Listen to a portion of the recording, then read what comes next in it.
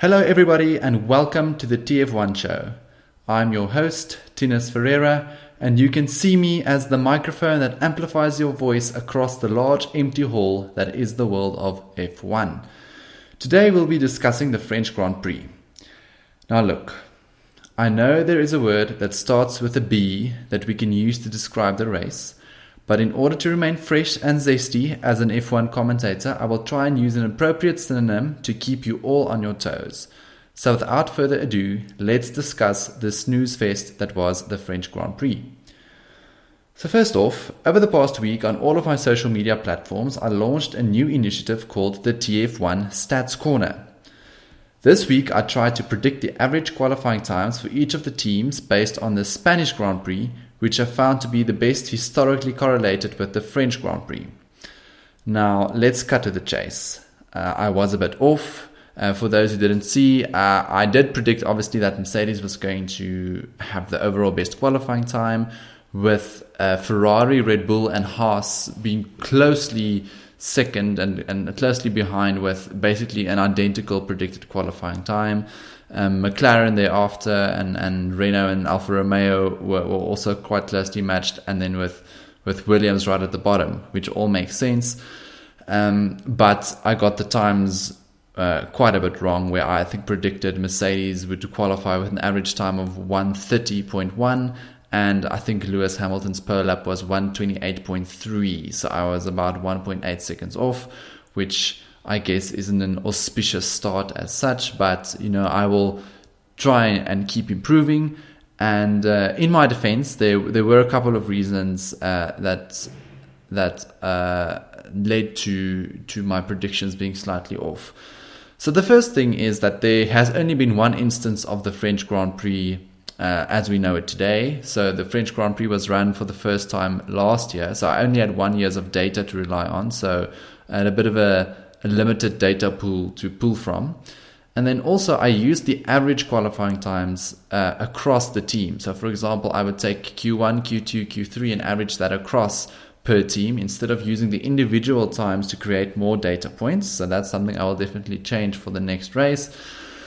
Haas had a bit of an outlier day in Barcelona, so that's why I think they were placing a lot higher than what we would have expected, with them being in fourth in my predictions, and them, if you watch the race, them not being close to being the fourth fastest team. So yeah, Haas, due to that, they were able to switch on the tires in Barcelona, so they were able to qualify quite well, which obviously led to my skewed prediction. And then lastly, I didn't account for any package upgrades made between Barcelona and the French Grand Prix, where both Renault, Ferrari, and I think McLaren as well, they brought quite a few large upgrades, which then obviously led to them maybe doing a bit better than what they did at Barcelona relative to everybody else. But so all in all, I feel there is potential in this exercise, and I will attempt to predict the Austrian Grand Prix pole times for the coming Grand Prix as well. So watch out for that, and hopefully I can do a bit better. But again, as always, I'll report back on the next episode where I recap the Austrian Grand Prix. So I think now that all of the housekeeping is out of the way, we can move on to the actual happenings around the tedious French Grand Prix. And let's start with our bells of the ball, Mercedes. They had a cracking weekend. I think their best since Barcelona, as they locked out the front row and achieved another 1-2 this season. I mean, qualifying was a dominant affair. And since the track characteristics are the most correlated with a track like Barcelona, as I've discussed just now, and I mean, they also dominated in Barcelona. I think they were even more dominant in Barcelona. So I think we all sort of expected for what we saw this weekend to happen again. And I mean, they delivered 100%. I think Lewis Hamilton stamped a big red stamp of authority over the Drivers' Championship and over Valtteri Bottas. And I think this is a good time, after listening to some of Bottas's comments after the race, where he mentioned that, Hamilton was able to manage his tires a bit better than what he was. And I think this is the right moment to maybe discuss something about Lewis Hamilton that a lot of people maybe aren't aware of, and also some things that they don't realize about him and how complete of a racing driver he now is. where, even when he was racing against Nico Rosberg, who many people see as a very, very, calculated and consistent and academic driver in terms of he really, really applies his mind to, the car and the setup of the car. This is Nico Rosberg that I'm talking about now.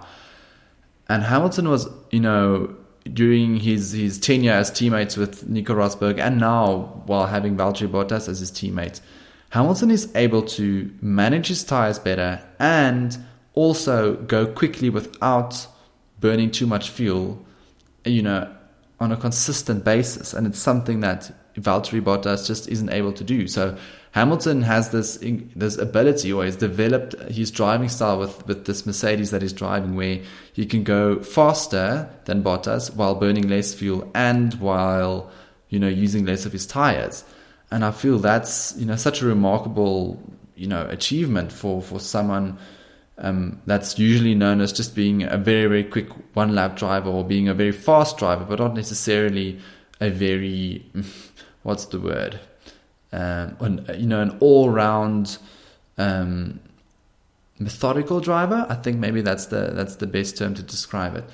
But yeah, so I think Hamilton also then has this really, really impressive ability to not only be one of the fastest on the grid, but to also be one of the most economical and most practical drivers, I think, out there, and especially on race day, where he also mentioned in his post-qualifying press conference that he really feels that his, form on race day specifically has been exemplary, over the past season and a half. And I am inclined to agree with him, because he hasn't really made a mistake in the race since, I can't even remember the last time he made a mistake. So I feel that's a very, very impressive performance by Lewis Hamilton. And for him to beat Valtteri Bottas by the margin that he beat him today, I think is a big, big stamp of authority. And Valtteri Bottas will have to go and do some soul searching, because, people were going on about him being Bottas 2.0 this year, new Bottas, Beardy Bottas, or whatever people used to call him. And I think this is just looking exactly the same as what last season looked like. So I do hope, for the sake of the championship and for the sake of excitement, since we all experienced what happened today, that Bottas can step up a bit and challenge Hamilton again. But we are now moving into a part of the season where Hamilton is incredibly strong. So I'm not going to get my hopes up. And then lastly, before I move on, people are still angry at Mercedes for dominating and making the sport boring. I'll reiterate again, and I've mentioned this on previous episodes, it's not their fault for doing a good job. It's Ferrari and Red Bull and McLaren and Renault and all of those teams that need to, get their ducks in a row, get all of their pigs in the den, and they need to, just be better. And they need to, and it's hard. Like, look, I know I'm not disillusioned in saying that, just by applying themselves, Ferrari and Red Bull will be able to catch up over a few races' time. But, it should be now at a point where, Ferrari and Red Bull has more to gain than Mercedes has. So Mercedes are going to start, developing smaller margins and developing smaller percentages where Red Bull and Ferrari could catch up, at a higher rate. So that's what I'm really hoping for. And I really hope that Ferrari and Red Bull would be able to catch up. Now, speaking about Ferrari, an average weekend for them, I think. They improved slightly from the Friday, where they were nowhere on pace, and the FIA threw out their right for review of Vettel's penalty. Now, look, I think it was a long shot regardless, Ferrari attempting to get Vettel's 5-second time penalty from the Canadian Grand Prix overturned. But when I heard what evidence they presented, and as far as I understand, for the FIA to consider, listening to Ferrari's right for review, is Ferrari basically had to provide overwhelming new evidence that the stewards did not have at their disposal, when they were making the decision. And what Ferrari decided to submit as overwhelming new evidence was a video review from Karun Chandok, who is one of the commentators on Sky F1 or Sky Sports' F1 broadcast. And did Ferrari really think that,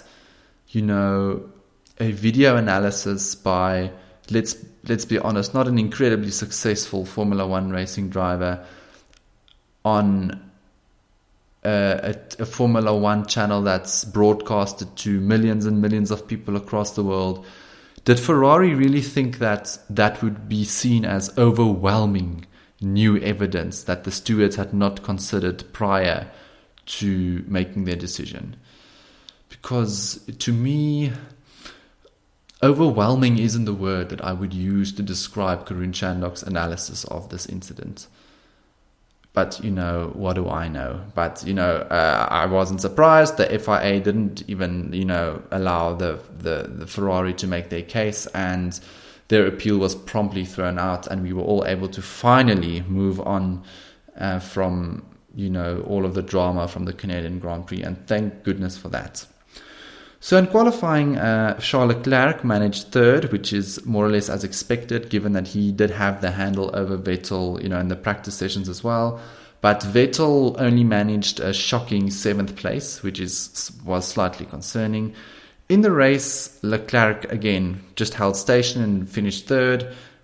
And Vettel was able to overtake the McLarens and finish 5th, which, again, is not the ideal result for Sebastian Vettel, especially after all of the dramatics from 2 weeks prior. So my thoughts on this is that I think this is a really good result for Charles Leclerc in terms of cementing himself in the team and reasserting him against Sebastian Vettel. As I mentioned, he was ahead the whole weekend, and Vettel was a bit off color, and Leclerc was confidently the third fastest guy after the Mercedes throughout. And I think this is definitely going to be a confidence boosting weekend for him, especially after some of the struggles he had in qualifying in some of the previous races. Now, if Vettel's weekend was a color, it would be the exact same beige as that you would see on a hearing aid. I think, that depressing hearing aid beige. I think that's the perfect color to describe Vettel's weekend, because he was listless, and qualifying was a hot mess. Actually it wasn't even hot. It was just a mess. And in the race, he overtook Norris and Sainz's McLarens at a leisurely pace, and then promptly parked behind Verstappen's Red Bull, where it didn't even look like he tried to catch him. I don't know if it was a hangover from the previous race or what was going on with Sebastian Vettel, but this is definitely not one of his stronger attempts, and let's hope he can, pull himself towards himself over the coming week, because in a week's time he's going to have to do a much better job, especially since his new teammate is now back in the game and I think ready to take some names.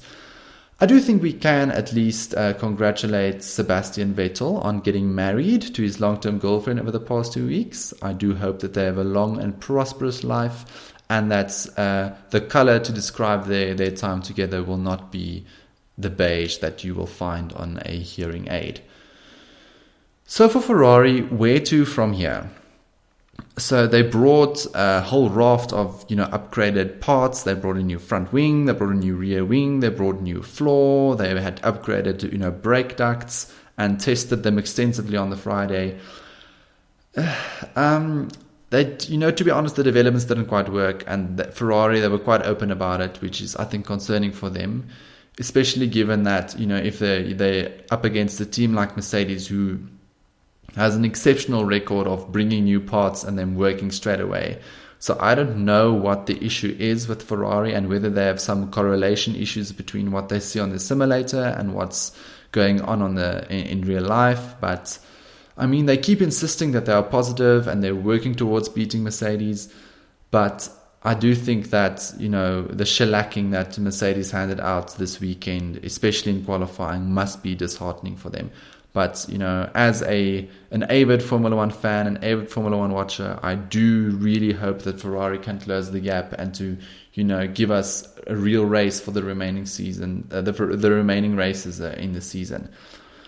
And then I think we can move on to Red Bull. Meh race, I think, and a meh weekend for Red Bull.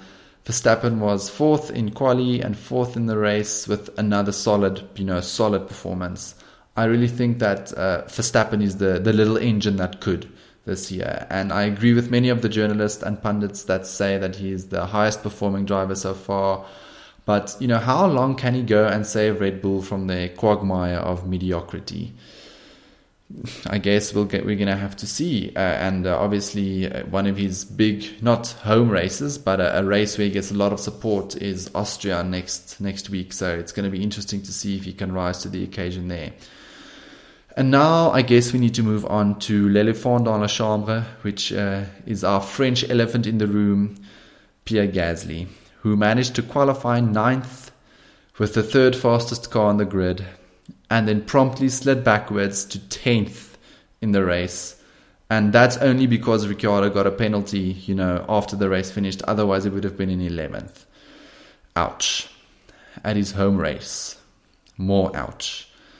I think Kvyat and Albon must be licking their lips at getting a seat before the season is over, since this is now officially a Gasly crisis, ladies and gentlemen. A Gasly crisis. And when Christian Horner runs out of excuses, then you know that things are not looking good. So I don't know what Pierre Gasly is going to do. I hope there's some miracle cure for him and his issues, because, we all saw what happened to Kvyat in 2016, and so far this is a lot worse than what was happening to Kvyat, to be honest. So yeah, I don't know what Gasly is going to do. Is he going to be in the Red Bull by Spa? We're going to have to see. And then lastly on Red Bull, Helmut Marko said more things about tyres. I still think he needs to just keep quiet and rather tell his team to go and develop the car to handle this year's tyres better, because all of the teams are in the same boat, and Helmut Marko just seems like an extremely sore loser by keeping up this ridiculous rant of complaints about how the tyres are specially designed to give Mercedes an advantage. It's just not true. So yeah, Helmut Marko, be quiet. Cool, now we can move on to the MVPs of this monotonous French Grand Prix, McLaren. They really stepped up as the best of the rest. They've been threatening for a while, with Norris and Sainz qualifying 5th and 6th respectively, and Sainz finishing in 6th and Norris in 9th in the race after a late hydraulics issue. Now, in qualifying, it's a really good job by both of the drivers. Lando Norris seems to be a bit of a qualifying king at the moment, and Sainz, not far behind, with them really putting that car well up the standings. And I think that must be quite a galvanizing result for the McLaren team. And I'm really holding thumbs that they can, just keep improving throughout the season. And, maybe next year we're going to see them up there with Ferrari and Red Bull and Mercedes. And, how amazing would that be to have 8 competitive cars right at the front battling for podiums. And I think, on that note, I think we can also then just say that I really do think McLaren has 2 exceptional young drivers that really seem to work well with the team. They seem to get along well. They are both incredibly fast. And I think, McLaren has a really, really good setup. And, I know there are talks of people saying, will Alonso come back next year now that the car is better? But to be frank, I think Alonso had his time. Alonso had his opportunity to get this team in the right way, to get the team morale in such a way so that the team can challenge for the front again. And the amount of negativity and toxicity that he seemed to bring to that McLaren team, I don't know. I don't think it's such a good thing to bring him back, to be honest. I do think that this fresh new team with the new young drivers and Zach Brown and Andreas Seidel, the new team principal, I think it's the perfect environment for a team to grow and for a team with their resources to, fight back to the front again. So I think McLaren needs to just keep going in the way that they're going. And in the race, Sainz has been consistently getting good starts this year, and today was another one with him challenging Verstappen over the first lap or two. Verstappen does still have the faster car, so after that it was a controlled race from Carlos Sainz with sustained pressure from Norris. But it never looked like Norris was going to overtake Sainz out and out. So, and poor Lando Norris, and he was unlucky with his hydraulics issue at the end of the race. But I do think he managed his race well up to that point, where things turned into a bit of a mess. Right at the last lap, which I think leads us into Renault. Now, Renault had a very, very important French Grand Prix because they've been hyping up the upgrade package that they were bringing to their car for weeks and weeks and weeks, running up to the Grand Prix. And I think it seemed like the upgrades worked pretty well. I think along with McLaren, Renault was definitely the best midfield team over the weekend, and I think they were consistently, up there with McLaren. It wasn't like they got lucky in qualifying and got lucky in the race. I mean, they out and out had the race pace to compete with McLaren as well. So I think they'll be pretty pleased with their progress. Obviously, they're not yet where they want to be, but I do feel it's a step in the right direction, and I think that's why we can also say I think Daniel Ricciardo and Nico Hülkenberg will be quite chuffed with how things went. So Daniel Ricciardo qualified in 8th place, which is a good result. Nico Hülkenberg in 13th after having a bit of a reliability issue in the second part of qualifying. So obviously didn't really have the opportunity to push for a better result. In the race, it was good starts by both. Hülkenberg managed to get into the top 10 from 13th place, which is a good job by him again. Nico Hülkenberg was then parked behind Kimi Raikkonen in 10th for the majority of the race, with the Alfa Romeo just being too fast on the straights for Nico really to overtake. Daniel Ricciardo was doing some Australian good work, 2 spots ahead in 8th place. And then, the whole Norris incident happened where, as I mentioned, Lando Norris was struggling with a bit of an hydraulics problem, which then meant, braking was difficult, steering was difficult, changing gears was difficult. Ricciardo fancied his chances, tried to overtake Norris. He overcooked it a bit on the brakes and ran off track slightly. He still made the move stick, even though he was, I guess theoretically not on the track anymore. And then directly after that, Kimi Raikkonen overtook him after the whole kerfuffle with Norris. And then Ricciardo went all 4 wheels off the track. Even though it was still tarmac, there's a white line that indicates where the track limits are. He went past that white line with all 4 wheels to overtake Raikkonen on the next straight. And then, after the race, Ricciardo basically got 2 5-second penalties. One for the move on Norris, which I feel was a tough one from the stewards. I think Lando Norris did still have room after Ricciardo rejoined the track, but Norris's car was a handful to drive at that stage, which I guess is why he ended up running off track, Lando Norris now. But I mean, that's not Ricciardo's fault. It's not Ricciardo's fault that Norris's car wasn't working properly. So I don't think Daniel Ricciardo should have gotten that first 5-second penalty. The second one for his overtake on Kimi Raikkonen, I mean, he went off the track. It's as easy as that. If that part of the track was grass and not tarmac, Ricciardo had no hope in hell to overtake. So he got lucky, by the fact that, even though he was technically not on the track, the area that he was driving on was still asphalt. So yeah, he tried, but I think the second one was deserved. But all in all, a good weekend for Renault, and I am excited to see Renault and McLaren fight next week in Austria. The next team I want to speak about is Alfa Romeo. I think an all-around good weekend for them. Antonio Giovinazzi made Q3 in qualifying, which obviously then means he had to start on the soft tires, and that was a strategic big problem since the soft tires had no resilience this weekend. They basically ran out of steam after like 5 laps, which then meant a bit of a strategy problem. In any case, Alfa Romeo, throughout the whole weekend, they managed to get their tires working and operating in the right window, which I think led to their success.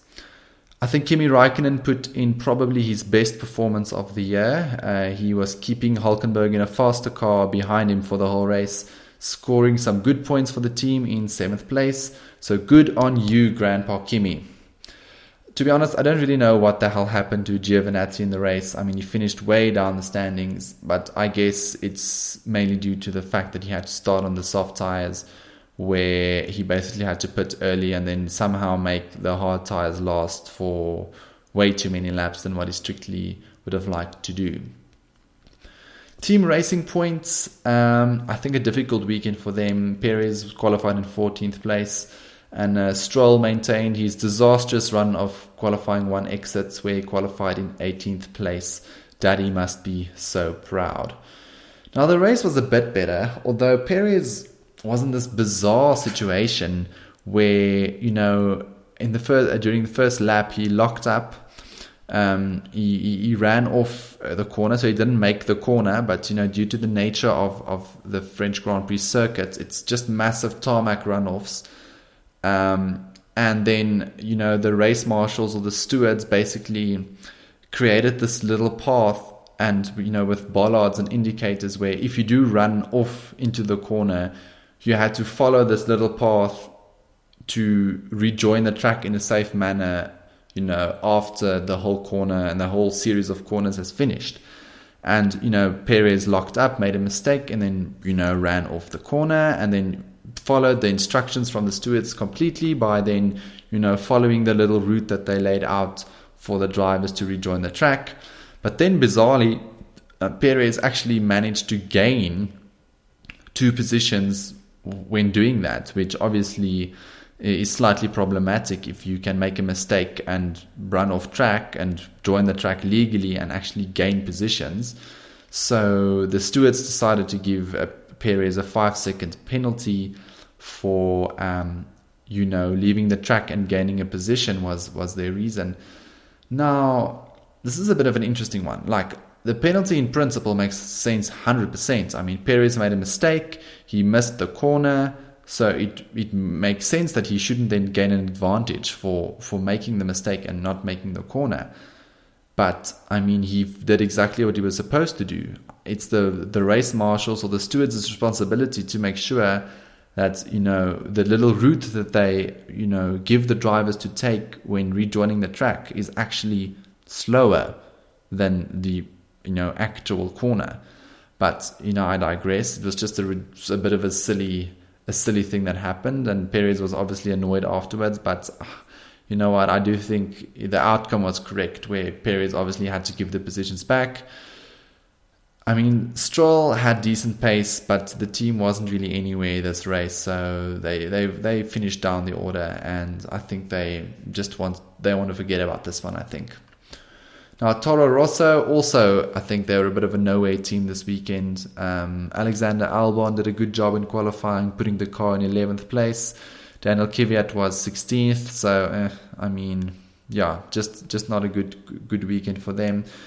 In the race, again, they didn't have the pace, so it was 14th for Kvyat and 15th for Albon. I think the only interesting thing to mention here is, with Pierre Gasly having a disastrous time at Red Bull, I think the competition is heating up between Kvyat and Albon, because I think if they can show good speed, whoever does the better job, I think there's a Red Bull seat up for grabs before the year is over. So let's see how that pans out. Poor Haas, guys. Poor Haas. I think their woes continued for another week. They were 15th and 17th in qualifying, and in the race they were 17th, and Grosjean retired. So not going well. That's all I can say there. Williams, they're obviously still way off the pace, with Kubica being even way off the pace. George Russell, I think, is doing a very good job considering his equipment. And actually, Kvyat and Russell had a few nice battles in the race. Not Kvyat and Russell, Kubica and Russell had a few nice battles in the race. So I guess that was fun to see. But yeah, things are not yet improving the way that it should. So I guess that's the best place to leave our discussion on Williams. And now, ladies and gentlemen, I think we can move on to the TF1 French Grand Prix Awards. And let's cue the music. Okay, the Pastor Maldonado Award for Most Dunderheaded Deed. And I think this can go to whoever made the route off the track that allowed Perez to literally gain time after making a mistake and resulting in a penalty. Sir, you had one job. Next, the Lewis Hamilton #Blessed Award. That has to go to Cyril Abiteboul, Renault's team principal, who watched the moment that Ricciardo passed Pierre Gasly at Red Bull with pure merit on the track straight. That must have felt very good, Mr. Cyril Abiteboul, didn't it? Then lastly, the Nico Hulkenberg Podium Award for Unluckiest Driver. That has to go to Lando Norris. A really good performance by him and the team, but an unfortunate hydraulics problem led to him finishing P9 instead of P7. Let's give all of the award winners for this race a big round of applause. As always, the end of a Grand Prix leaves us with much to ponder. Will Hamilton and Leclerc use this race as a springboard to assert their dominance over their teammates? Will Vettel be able to recover from the embarrassment of relying on Karun Chandhok's video review to overturn his penalty? Will Christian Horner be able to recover from the humiliation of Ricciardo passing Gasly on the track? There's much to think about, I tell you. So there you go, ladies and gentlemen. Another exciting episode of the TF1 Show comes to an end, even if the race I reviewed was the motorsport equivalent of watching paint dry. If you enjoyed this episode, please subscribe, review, rate and comment. We are on Apple Podcasts, Spotify, Castbox, Podbean, Stitcher and many more. I'm also on Twitter where my handle is @TF1 Show and on Instagram where my handle is @the TF1 Show.